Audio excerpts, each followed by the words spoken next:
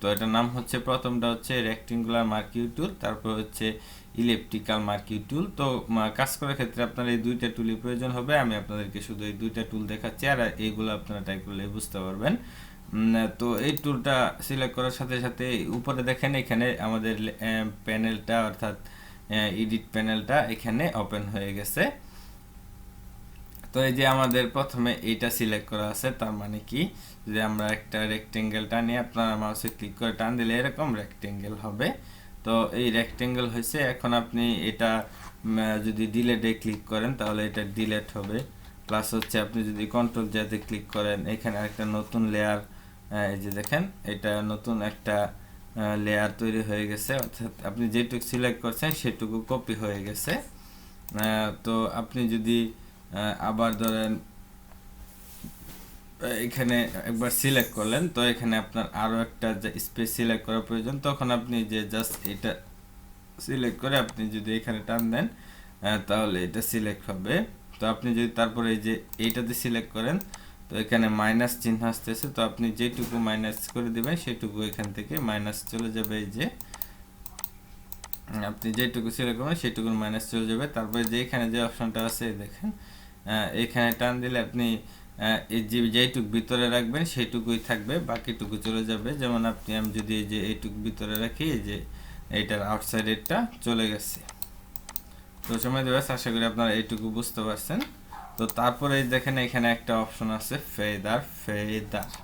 তো এটা আপাতত 0 দেওয়া আছে। তো এই দেখেন আমি যদি এখানে এইটাকে যদি আমি একটা কালার দেই, যেমন আমি এই লেয়ারটাকে নতুন আরেকটা ডকুমেন্টস নিয়ে নেই, তাহলে আপনাদের বুঝতে সুবিধা হবে। আমি নিউ ক্লিক করলাম, একটা নতুন ডকুমেন্ট নিয়ে নিলাম।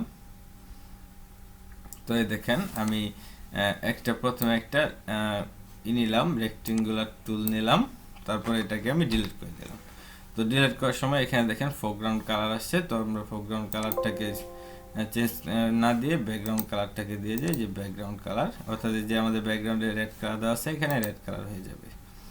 তো এই দেখেন এটা একদম কোনাটা, সব কোনা উঠছে। তো আমরা এখন এই ফেদারটাকে 0 থেকে 10 করে দিই।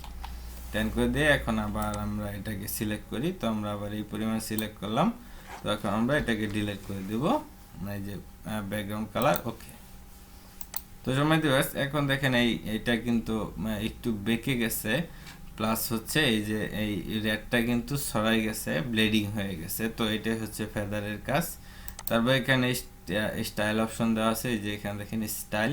তো এখানে আপনি ফিক্সড ভাবে যে এখানে লিখে তৈরি করতে পারবেন। যেমন আপনি যদি এটাকে 12 দেই, এটাকে 12 দেই, বা এটাকে 10 দেই, তো আপনি যখন এখানে টান দিবেন তো সেটা সেই অনুযায়ী, এই মাপ অনুযায়ী হবে। তারপর এখানে দেখেন সিলেক্ট এন্ড মাস্ক। তো এই অপশনটা হচ্ছে আপনি যেটা সিলেক্ট করছেন সেটাকে সিলেক্ট এন্ড মাস্কে ক্লিক করলে সেটা আলাদা মাস্কিং হয়ে যাবে, অর্থাৎ আলাদা একটা নতুন মাস্কের আন্ডারে এটা ওপেন হবে।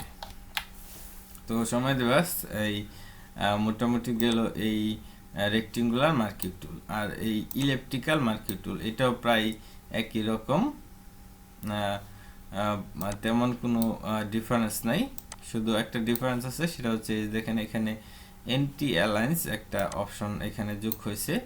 তো এটা তো আপনি যে সেম এরকম একটা, তারপর যদি আপনি এটার উপরে আরও কিছু করতে চান, তো সেক্ষেত্রে যে এইটা সিলেক্ট করে এখানে টানলেই এরকম যোগ হতে থাকবে এটার সাথে। আর এই যে এটা দিলে এরকম এটা বাদ হতে থাকবে। আর এই যে শেষেরটা সিলেক্ট করে দিলে আপনি যেটুকু রাখবেন এটার ভিতরে সেইটুকু থাকবে, বাকিটুকু এখান থেকে বাদ পড়ে যাবে। আর এটার পিক্সেলও সেম। তারপর আপনি যদি এখানে এন্টি অ্যালায়েন্স দিয়ে দেন, তাহলে আপনি এটার অ্যালাইনটাকে একটু পারফেক্টলি ইউজ করতে পারবেন। যেমন এই যে দেখেন এটা একদম পারফেক্টলি ইউজ হবে। তো আশা করি আপনারা এটুকু বুঝতে পারছেন।